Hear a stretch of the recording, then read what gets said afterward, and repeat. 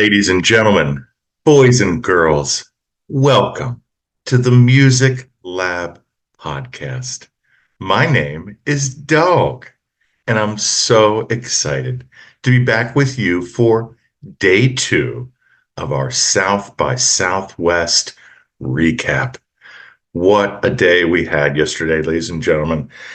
So much like our day was just packed.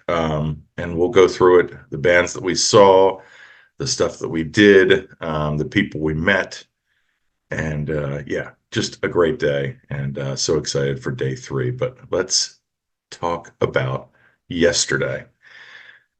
So we started at the Austin City Limits Radio Bloody Mary morning. Now, this is the 10th year that they've done it.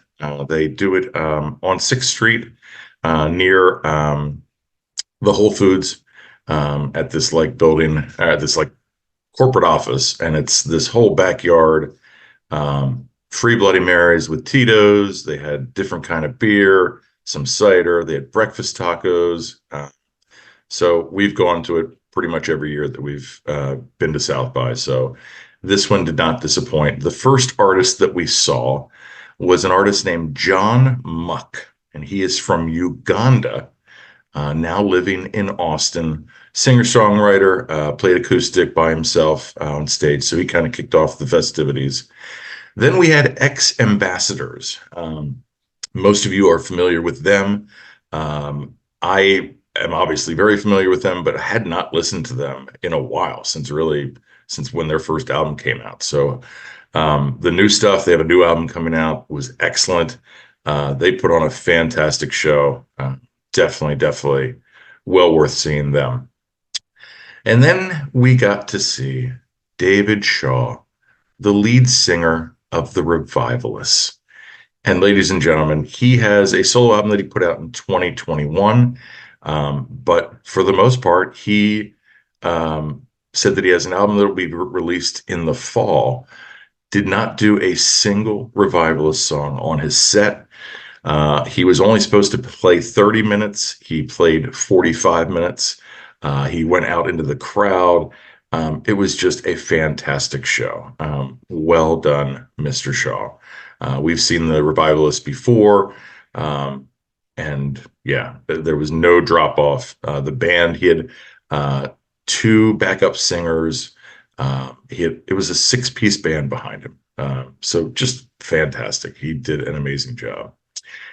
Then we left there and headed over to the Swan Dive to see, well, which yesterday was called the Canada House, to see the band Field Guide. Indie rockers definitely kind of have like a national kind of vibe to them. And his voice is kind of similar to Aaron as well. But really dug them for their short set at the Swan Dive. And then we headed over to the Austin Beer Garden. I had not been there before, kind of off the beaten path, but not really. It wasn't too far from, downtown. And that is where we got to see Native Harrow, a 2-piece, female and male. The gentleman played drums as well as guitar and bass. And then she mostly played acoustic guitar. But they now live in Philadelphia by way of England. Excellent. She reminds me so much of Jenny Lewis, looks-wise as well as like sound and vibe. So definitely check them out. Native Harrow. And then one of the highlights of the day, definitely for me, we got to see William the Conqueror. Just, again, a fantastic set. Again, with like the kind of national vibes. He even kind of has that look too. But man, they really rocked it out. And what an impressive show. The best part, though, was while we were there, I look at my girlfriend and I see this gentleman walk in. And I'm like, man, that sure looks like Kevin from Uncle Lucius. Well, of course, they live in Austin, so it would not be too far, out of the realm for him to be there. And so sure enough, like I usually do, if I think that I think that something's right. I'm going to go after it. And so and then I also noticed too that there were a bunch of people coming up to him and saying hi. So like, mm, obviously he's well known. So I gave him some time after he was talking to some people and went up to him and said, just started talking to him and said, "Hey, are you Kevin from Uncle Lucius?" And he said, "Yes." And we had a really entertaining conversation. And he said that he is going to join us on the podcast. So hopefully that will happen in the near future. But if that does, what a huge honor it will be to talk to him.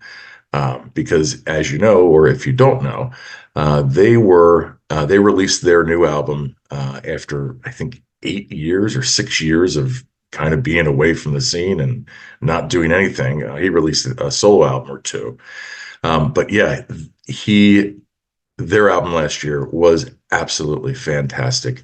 And I told him, and I think I said in my top five albums of the year, if it wasn't released in December, it would have been my top five. It was like 5B. Fantastic album. So check Uncle Lucius out as well. Then we got to have dinner because you can't do all this stuff without any sustenance. So we went to Matt's El Rancho for dinner. Got some chicken and steak fajitas that were fantastic. Drank a margarita. Loving life. Tex-Mex at its finest. So that was definitely a much needed break as well as a much needed food stop. Then we moved back to the Swan Dive for JJ Shiplet from Calgary, Canada. Singer-songwriter, just again, a fantastic set. Got to talk to him before the show. Thinks we're going to get him on the podcast for an interview as well. Asked him to play Something to Believe in, which is one of my favorite songs of his. And he said it was not on the set list, but he ended the set with that song. So thank you so much, JJ, for that and for that fantastic set of songs that you performed last night. Then, ladies and gentlemen, we got to see one of our interviewees, Mel Bryant and the Mercy Makers. They were supposed to go on at 9. We saw David or JJ Shiplet until 8:55, so we were going to think, or we thought that we were going to miss the first part of Mel Bryant because it was a little bit of a drive from the Swan Dive. But luckily, they didn't go on until 9:30. We got to talk to them before the show, and Mel and her boyfriend and the drummer, they just killed it. And the venue was really cool. It was a small, like basically like square room, and they kind of had the corner of it, same level as the audience, so there was no like stage or anything. And yeah, she definitely rocked it. They did a cover of Black Sabbath. She spoke a little bit about what's been going on at South by. So just well done, Mel Bryant and the Mercy Makers. And it was so great to see you guys after interviewing you. Then we moved on, ladies and gentlemen, to the Hole in the Wall, an iconic bar music venue in Austin, which is right across from University of Texas, and actually where the stadium is. So we got to see a band called Nagasaki Swim. Indie rockers, really good vibe, just really dream pop, kind of spacey. And he brought it. Well, the three of them brought it, but definitely the lead singer had some charisma and just loved his vibe. So yeah, definitely well done, Nagasaki Swim. And then we were hungry again. We had some pizza at Roppolo's. Roppolo's, again, world famous, or at least Austin famous for their pizza. Chowed down a little late night snack, some pizza, and then made it home. And we were home about 12:30 last night. So a fantastic day two, as always, like Austin brings and South by brings. Got to meet some cool people, like I said. Great bands, and the weather held off as well. It was a great day weather-wise too, so can't complain about that. So don't forget to like, follow, subscribe to our YouTube channel, our social media pages, do all that fun stuff. That helps us. That helps the bands that we are featuring. And also check out our sponsor, RAWR Outfitters, RAWR Outfitters.com for all your clothing needs. And like always, I've been Dogg. You've been great. This is the Music Lab Podcast.